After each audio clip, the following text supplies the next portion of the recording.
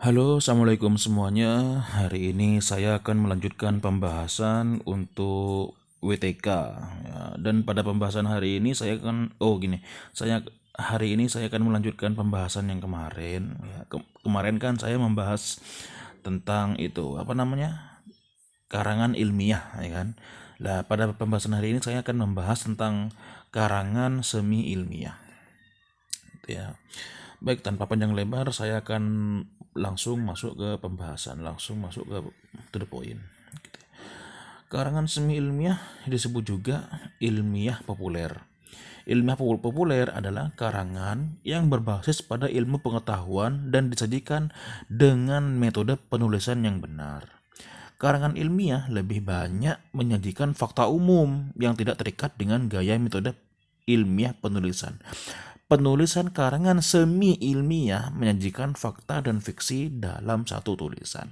Definisi lain, karangan semi ilmiah adalah karangan yang bersifat umum, tetapi menggunakan bahasa umum sehingga mudah dipahami oleh masyarakat awam. Oke, nah sekarang ciri-ciri karangan semi ilmiah. Ya, ciri-ciri karangan semi ilmiah. Yang pertama, fakta disimpulkan secara subjektif. Ya, berbeda dengan objektif. Kalau karangan ilmiah bersifat objektif, tidak bersifat subjektif. Kalau bersifat objektif harus itu jawabannya, gitu ya. Harus itu kesimpulannya. Objek, gitu ya. Harus bersifat objektif. Anggaplah dalam satu pertandingan, tim A melawan tim B, pertandingan sepak bola ya. Tim A melawan tim B. Tim A ini lebih jago daripada tim B. Ball positionnya, skill permainannya, kualitas permainannya, harga-harga pemainannya. Tim B ini eh, pemainnya itu lebih buruk ya, tidak tidak tidak tidak berkelas gitu ya, permainan tidak berkelas. Tapi saat bertanding dimenangkan tim B karena tim B itu beruntung gitu ya. Karena beruntungnya apa? Dapat hadiah penalti 3 kali sehingga menang 3-0 gitu ya.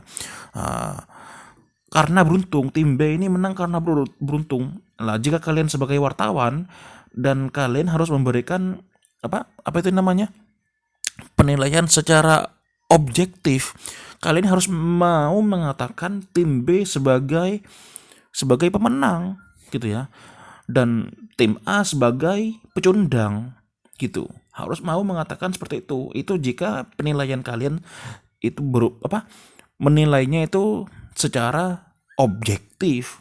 Jika kalian menilainya itu secara subjektif, mungkin kalian memberikan pendapat tim A mungkin tidak masih belum beruntung saja.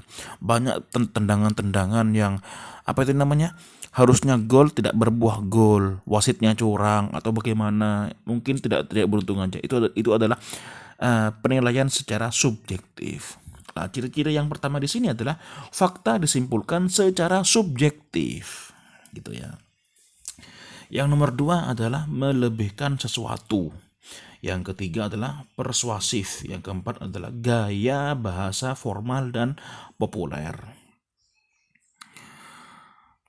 Yang nomor 5, usulannya bersifat argumentatif. Harus bersifat argumen, ya. Yang keenam, ditulis berdasarkan pada fakta secara pribadi penulis. Baik, saya rasa pembahasan dari nomor 2 sampai nomor 6 ini kalian paham semua ya, tanpa saya jelasin ya. Saya akan langsung masuk ke pembahasan yang nomor B ini. Jenis-jenis karangan semi ilmiah. Oke, yang pertama, ini ada artikel ya, ada artikel. Artikel adalah karangan faktual dibuat secara lengkap dengan ketentuan jumlah kata dan dibuat untuk dipublikasikan gitu ya, melalui media massa yang bertujuan untuk menyampaikan pendapat atau fakta untuk menghibur. Jadi artikel ini sifatnya untuk menghibur, meyakinkan ya, dan mendidik. Itu artikel ya. Yang nomor 2 itu ada editorial. Ya, editorial itu adalah tidak berbeda dengan artikel, ya hampir sama dengan artikel.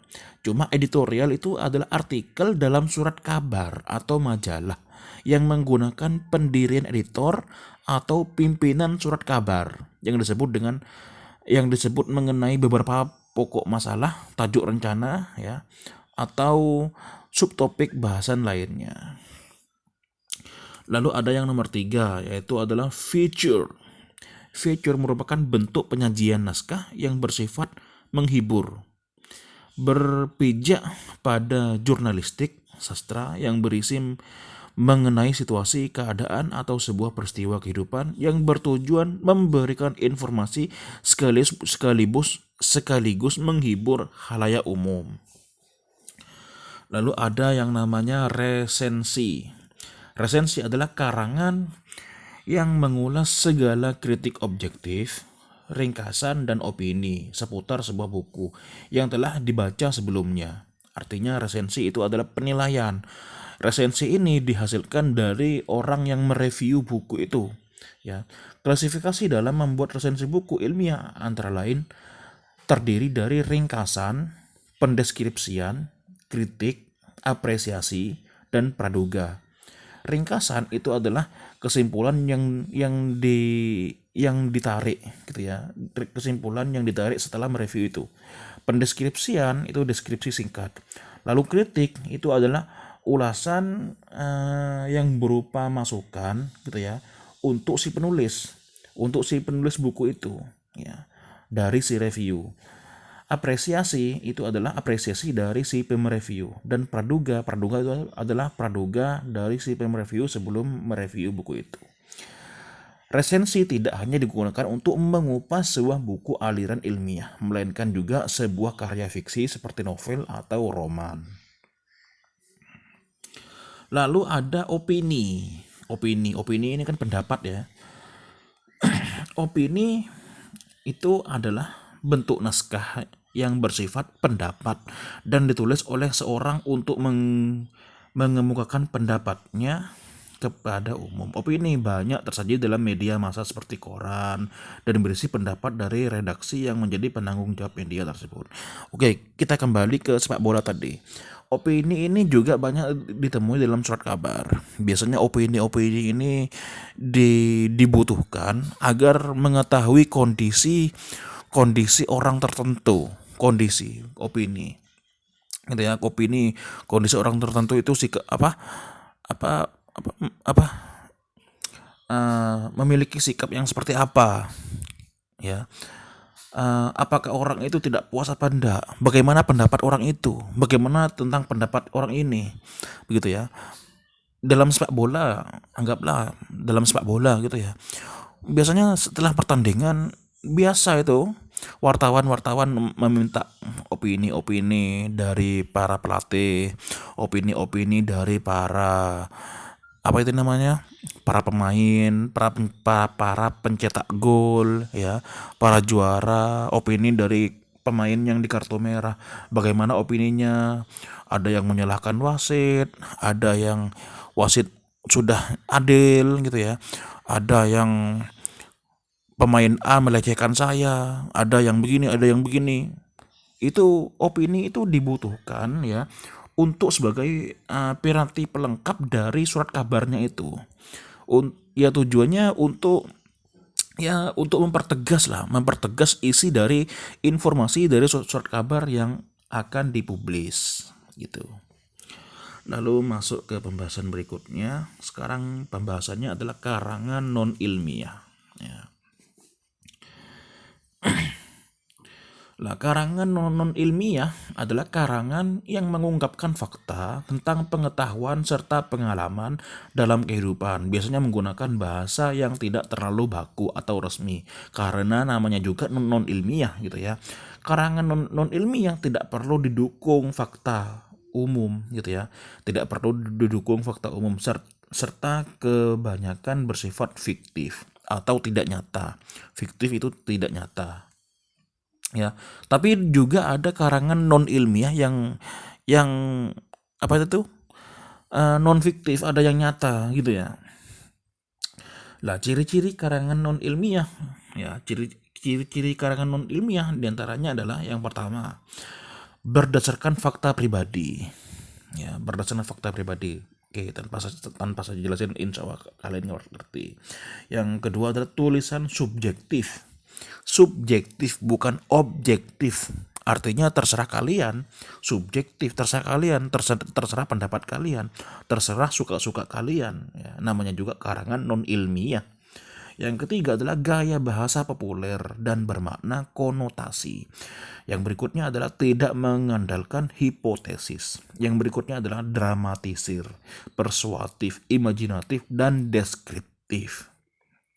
Yang terakhir adalah emotif, emosinya, gitu ya. Nah, di sini poin B di sini, ini ada poin nomor 3 ya, jenis-jenis karangan non ilmiah. Oke. Jenis-jenis karangan non ilmiah. Yang pertama itu adalah dongeng ya. Dongeng adalah sebuah karangan non ilmiah ya, berupa cerita yang tidak benar-benar terjadi. Dongeng biasanya dinikmati oleh kalangan anak-anak yang menyukai cerita mengenai binatang, mitos kerajaan, serta berbagai cerita menarik yang identik dengan unsur menghibur. Ya, contohnya dongeng ya, dongeng apa ya? Dongeng Timun Emas, dongeng apa ya? Kalau dongeng Tangkuban Perahu itu benar apa enggak ya? Soalnya itu legenda katanya, gitu ya. Itu legenda ya, bukan dongeng. Tapi ada juga yang mengatakan itu dongeng, gitu ya. Lalu ada dongeng Simalin Kundang.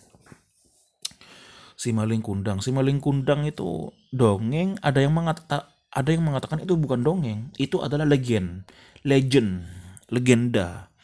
Kalau legenda itu lebih bersifat itu fakta yang melegenda, gitu ya, yang legend, yang apa apa itu namanya, diturunkan turun temurun gitu, untuk dipahami oleh generasi berikutnya, itu legend ya, legenda. Lah, contoh paragraf dalam dongeng, waduh banyak ini ya. Apa ini?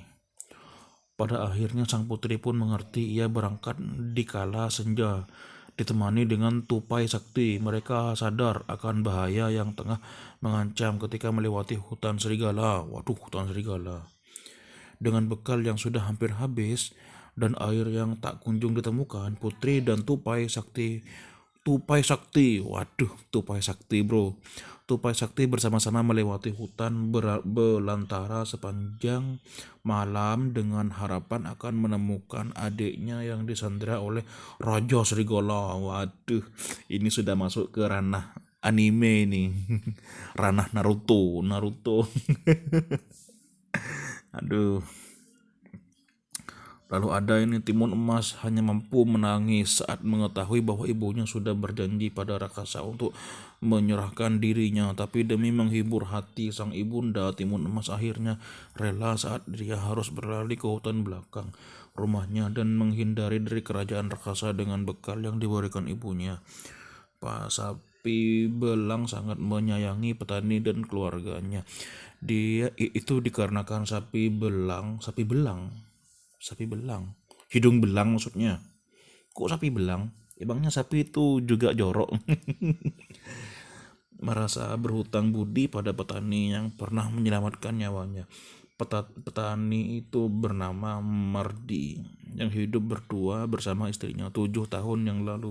Sapi belang dirawat oleh petani Mardi dan istrinya keduanya belum juga dikaruniai putra sejak pernikahannya 20 tahun silam. Pak Tani Mardi selalu melimpahkan kasih sayangnya pada binatang-binatang peliharaannya. Terkadang tetangganya juga menitipkan anak mereka kepada petani Mardi. Waduh, gitu ya. Lalu ada yang nomor 2, itu adalah cerpen ya. Cerpen adalah kependekan dari cerita pendek, yaitu sebuah karangan non ilmiah yang berupa cerita fiksi tidak nyata ya, yang tidak benar terjadi serta terdiri dari beberapa kosakata. Cerpen banyak dijumpai di beberapa media cetak serta media elektronik yang memungkinkan pembacanya untuk mudah menikmati dan menjadikannya sumber penghiburan. Contohnya dulu ada majalah ya, nama majalahnya itu adalah majalah Bobo gitu ya. Itu dulu saya pernah berlangganan majalah khusus anak-anak itu, majalah Bobo. Sekarang nggak ada. Ya. Majalah Bobo itu saya bacanya tuh seneng tiap kali tiap minggu ya, tiap minggu apa tiap bulan ya.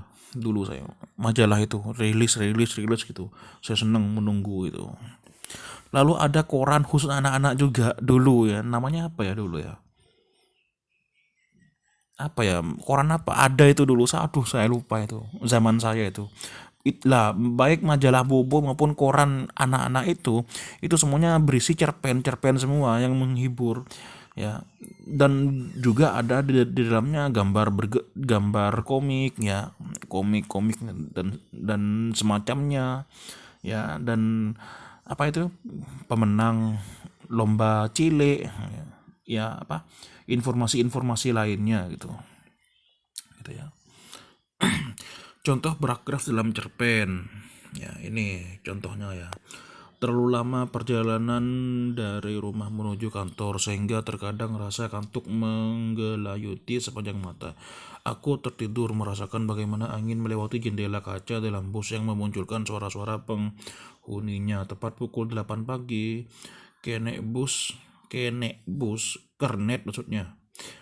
Kenek bus membangunkanku. Cepat tersadar meski masih dalam halusinasi, aku sengaja meminta sopir bus untuk berhenti. Sedikit tergesa aku berlari kecil menuju kantor hingga tak menyadari tasku mengenal Rifan merupakan kebanggaan yang aku rasakan di antara lelaki yang pernah ada. Rifan adalah sosok yang mampu mengendalikan aku awal. Wah, perempuan kayaknya ini. Dari bahasanya ini perempuan ya. Coba lihat ya. Mengenal Rifan merupakan kebanggaan yang aku rasakan di antara lelaki yang pernah ada. Waduh, ini perempuan ini. Perempuan yang GR ya, gede rasa terhadap laki-laki. Rifan adalah sosok yang mampu mengendalikan aku. Awalnya aku merasa itu sebuah tindakan pengekangan yang tidak seharusnya ia lakukan. Tapi ketika aku berpikir lagi menggunakan logika dan nalar keimanan, aku menyadari bahwa hal-hal semacam itu mungkin juga pantas dilakukan untuk menjagaku. Oke, yang ketiga itu adalah drama ya. Drama adalah komposisi syair atau prosa yang diharapkan dapat menggambarkan kehidupan dan watak melalui tingkah laku atau dialog yang dipentaskan gitu ya. Naskah drama biasanya ditulis dengan bahasa yang hiperbola serta berusaha menarik penonton masuk ke dalam adegan drama. Contohnya OVJ. Itu kan ada naskahnya itu sebelum sebelum beraksi, mereka itu ada naskahnya itu OVJ itu ya. Contoh paragraf dalam naskah drama, saya sudah mati rasa. Waduh, mati rasa bahaya ini kalau mati rasa ini. Waduh, jadi jomblo seumur hidup, jadi Jonas. Nggak tahu apa ya artinya Jonas itu apa ya. Mungkin kalian yang tahu apa artinya Jonas kasih tahu saya. Kalau menurut saya Jonas itu apa ya? Mr. Jonas. Apa Jonas ya? Anak gaul. Wah, Jonas kayak menghina itu. Jonas apa Jonas? Saya sudah mati rasa. Maaf. Maksud saya ingin bilang sebelum pertunjukan dimulai, saya ingin kita semua sepakat terlebih dahulu bahwa tempat ini tadinya merupakan satu dari ratusan wisma yang menampung gadis-gadis. Sebentar, apakah istilah gadis-gadis itu pantas ya? Pokoknya gadis-gadis lah. Oke, yang nomor 4 itu ada novel. Novel adalah karangan prosa yang panjang mengandung rangkaian cerita kehidupan seorang dengan orang di sekelilingnya dengan menonjolkan watak dan sifat perilaku. Itu novel, ya. Nah, ini contoh-contoh dari novel ya. Nih. Mungkin ayah merasa malu, gaji yang ia peroleh tidak sebanding dengan apa yang mama dapat. Lagi pula, berapa sih upaya seorang mandor pabrik sedangkan mama jarang sekali meminta uang belanja pada ayah. Bukan karena sombong, tapi mama menyadari gaji ayah hanya cukup untuk menutupi biaya listrik, air, telepon, dan uang sekolahku. Sementara itu terkadang mama malah sering memberi ayah uang sekedar untuk pegangan. Nah, sekarang masuk ke perbedaan karya ilmiah dengan non ilmiah. Ya. Karya ilmiah dikenal juga dengan nama karya non-fiksi. Sebaliknya, karya non-ilmiah dikenal dengan nama karya fiksi.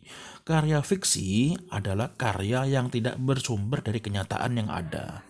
Baik karya ilmiah maupun karya non-ilmiah ya memperlihatkan perbedaan yang signifikan dari beberapa aspek penulisan. Nah, berikut beberapa perbedaan yang dapat diamati antara lain karya ilmiah dan non-ilmiah. Ini yang pertama ya. Karangan ilmiah lebih memilih metode dan bersifat sistematis. Maksudnya pada materi pembahasan selalu dipakai metode atau cara tertentu gitu ya, dan langkah yang teratur melalui proses identifikasi permasalahan terlebih dahulu. Yang kedua,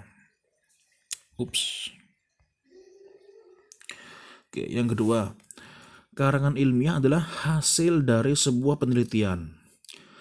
Hasil penelitian tersebut tersaji dalam bentuk pembahasan yang bersifat faktual dan objektif. Artinya segala yang dijelaskan merupakan suatu kenyataan atau tulisan dan fakta di lapangan. Yang ketiga, karangan ilmiah memakai ragam bahasa yang sudah baku dengan kode etik penulisan khusus karangan ilmiah. Yang keempat,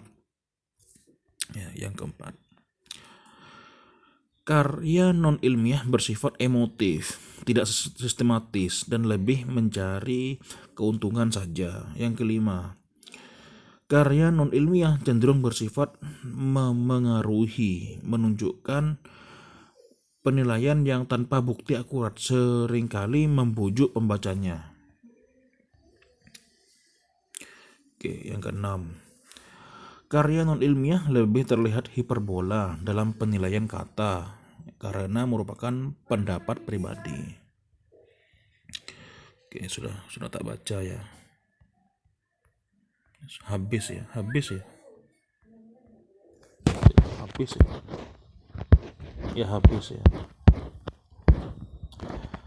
Ya mungkin hanya itu yang bisa saya sampaikan. Jika seumpama kalian ada hal yang ingin ditanyakan, silakan tanyakan langsung ya. Silakan tanyakan di grup ya. Anggaplah grup itu sebagai ruang kelas. Jadi kalian jangan malu-malu gitu ya. Jangan jika komen di grup nanti takut direspon nggak baik. Enggak. Ya, komen di grup ya sah-sah saja. Anggaplah itu sebagai kelas, media kelas. Saya nggak make media-media lain seperti daring, seperti seperti media-media yang harus online gitu ya, pertemuan online gitu ya. Saya nggak suka itu. Karena apa? Karena materinya setelah dijelaskan itu mau dengarkan lagi itu harus nanya gitu ya, nggak bisa diputar ulang. Nah, kalau menggunakan rekam layar kayak gini, ini kan kalian kan kalau ada materi yang lain lagi, kalian kan bisa mutar ulang gitu ya. Materinya yang sudah berlalu saya kurang paham, diputar ulang gitu ya. Nah, sehingga enak dengarnya itu enak gitu ya. Lebih lagi kalian bisa download ya, video ini bisa di-download gitu ya. Mungkin hanya itu yang bisa saya sampaikan, kurang lebihnya saya mohon maaf. Assalamualaikum warahmatullahi wabarakatuh.